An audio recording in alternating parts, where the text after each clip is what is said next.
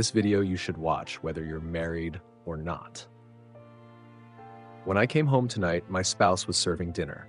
I took her hand and told her I had something to say. She sat down at the table and started eating quietly. And again, I saw that fear in her eyes. I froze for a moment, unable to open my mouth, but I had to speak my mind. I want a divorce. She didn't get angry, didn't respond to my words, just asked why. I couldn't give an answer, and she got very angry at that. She threw the fork and knife she was holding. She yelled at me, said I wasn't being a man. We didn't speak a word for the rest of the evening. My wife cried all night. I knew she was wondering about the future of our marriage, but I couldn't say anything to comfort her. I had fallen in love with Jane. I no longer loved my wife.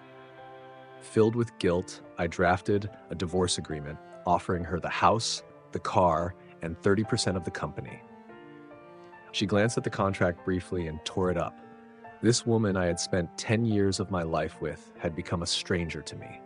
I regretted the time and energy she had invested, but I couldn't go back. I was deeply in love with Jane. Then she started sobbing uncontrollably. It was the reaction I had anticipated. Her crying eased my conscience. Divorce had been on my mind for a while. It had become an obsession, and now I felt even more strongly that it was the right decision.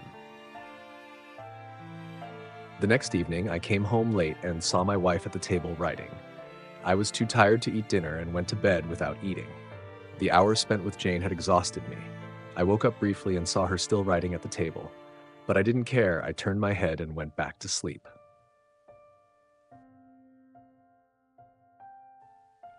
The next morning, she presented me with her conditions in writing. She didn't ask for anything from me, just requested a month's permission to announce our divorce, and asked that during this time we behave like a normal family.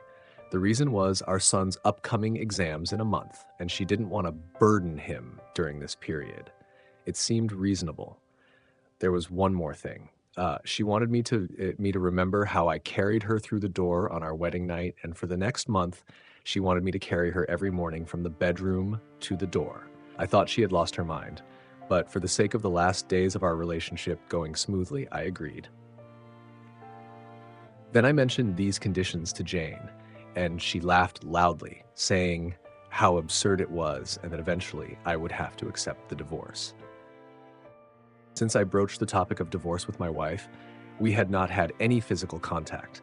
That's why, on the first day when I picked her up and carried her to the door, I felt a strange feeling. Our son was standing behind us and started clapping, "Daddy is carrying Mommy." It made her very happy. Those words hurt me deeply. I carried her from the bedroom to the front door. She closed her eyes and whispered in my ear, "Don't tell our son about our divorce." I nodded my head and agreed, and a sadness crept into my heart. I left her at the door, and she went to the bus stop and waited for the bus that would take her to work.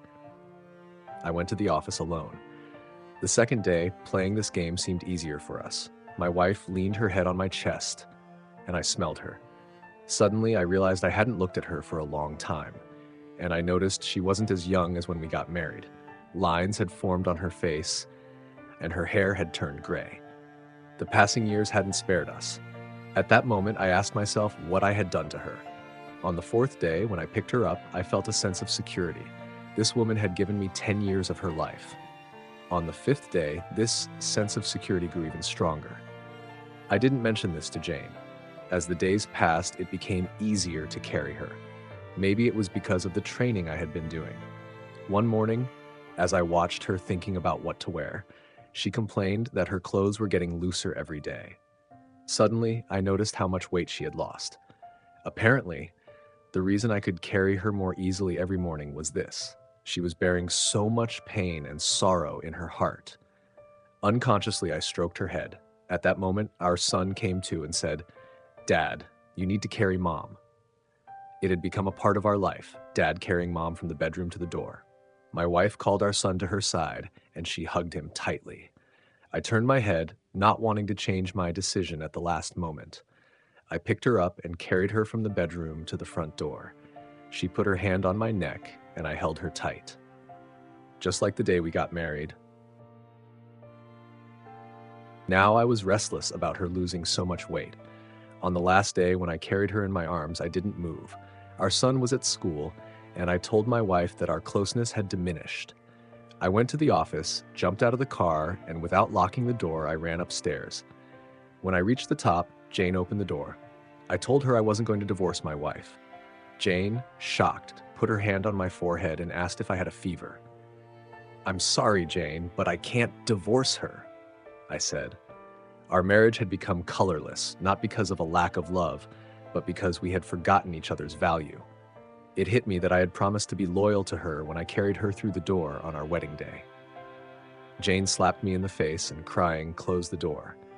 I ran down and went to the first florist I could find and bought a bouquet for my wife. On the card, I wrote, "I will carry you every morning for the rest of my life." When I arrived home, a smile spread across my face as I walked into the bedroom with the flowers, only to find my wife lying on the bed, lifeless. She had been battling cancer for months, and I hadn't noticed because I was too busy with Jane. She knew she wouldn't live long and wanted to protect me from our son's negative feelings. She wanted to ensure I remained a good husband in our son's eyes. It's the little things in a relationship that matter. Mansions, cars, and money make life easier, but they can never be the foundation of happiness. Dedicate time to your relationship and engage in things that build trust and peace. Live a happy partnership.